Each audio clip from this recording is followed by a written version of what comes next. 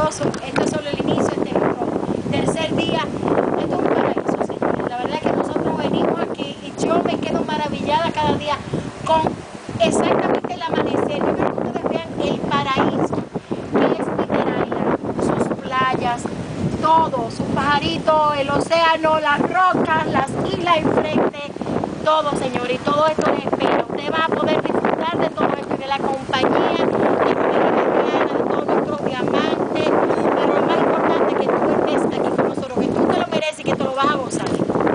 Definitivamente esto es una bendición, tener la oportunidad de uno poder disfrutar de todas estas cosas que Natalia acaba de mencionar, pero lo mejor de todo es tú tener la oportunidad de poder compartir con personas de calidad, personas que indiscutiblemente lo único que hacen es agregar valor a tu vida, y yo te diría que es una de las mejores cosas que este negocio te puede ofrecer.